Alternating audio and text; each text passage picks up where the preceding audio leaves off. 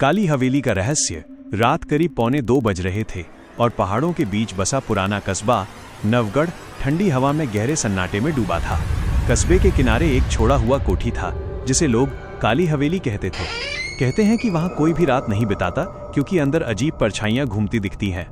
उसी रात एक पत्रकार रवि, जो अलौकिक घटनाओं पर डॉक्यूमेंट्री बनाता था, सच्चाई जानने उसी हवेली की तरफ गया।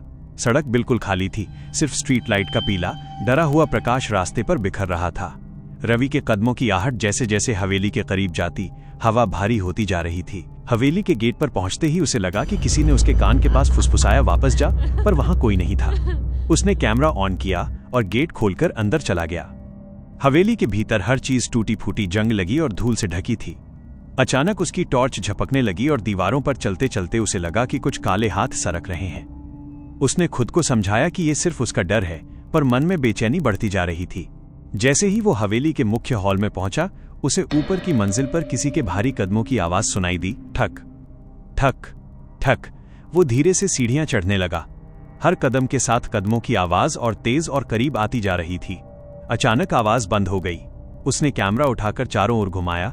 तभी दाईं तरफ की दीवार पर उसे एक काली परछाई खड़ी दिखी, ऊंची, बिना चेहरा, बिना आंखें, बस अंधेरा। अगले ही सेकंड टॉर्च बंद हो गई।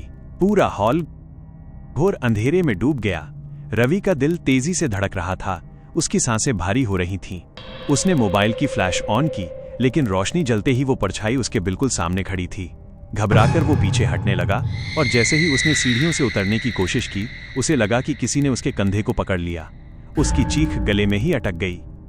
अचानक हवेली की खिड़कियां अपने आप बंद होने लगीं, दरवाजे जोर से पटकने लगे।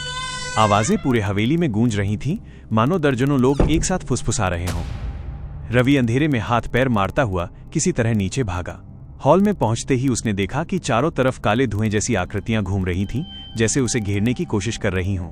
उसकी टॉर्च अचानक खुद ब खुद जल गई, पर रोशनी में उसे दीवारों पर कुछ लिखा हुआ दिखाई देने लगा, लाल रंग में, जैसे ताजा खून से लिखा गया हो, कोई वापस नहीं जाता। रवि के पैर जैसे जम गए, परछाइयां उसके और करीब आने लगीं। उसने पूरी ताकत से चिल्लाते हुए मुख्य दरवाजे की तरफ दौड़ लगाई।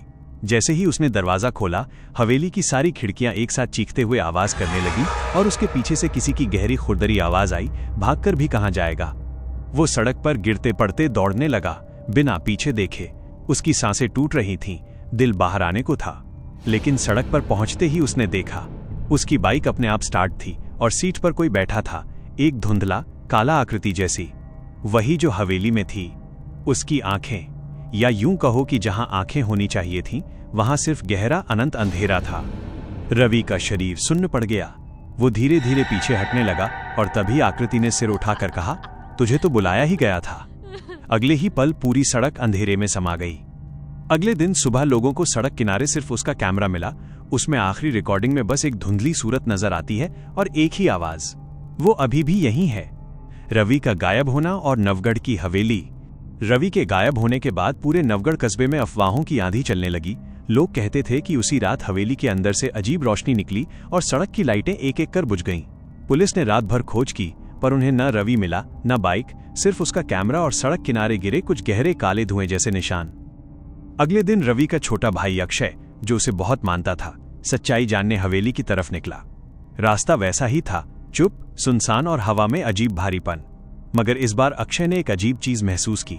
जहां जहां उसका कदम पड़ता, वहां जमीन हल्की ठंडी हो जाती, जैसे किसी अदृश्य चीज ने अभी अभी वहां से गुजरकर हवा को जमा दिया हो। हवेली के गेट पर पहुंचते ही उसे मौत जैसा सन्नाटा मिला, इतना गहरा कि उसकी सांस की आवाज भी हवा में गूंज रही थी। लेकिन रवि की रिकॉर्डिंग याद आते ही उसने बिना हिचक गेट खोला और अंदर चला गया। पहली अजीब बात उसे तब लगी जब उसने देखा कि हवेली अंदर से बिल्कुल वैसी नहीं थी जैसी वीडियो में दिखी।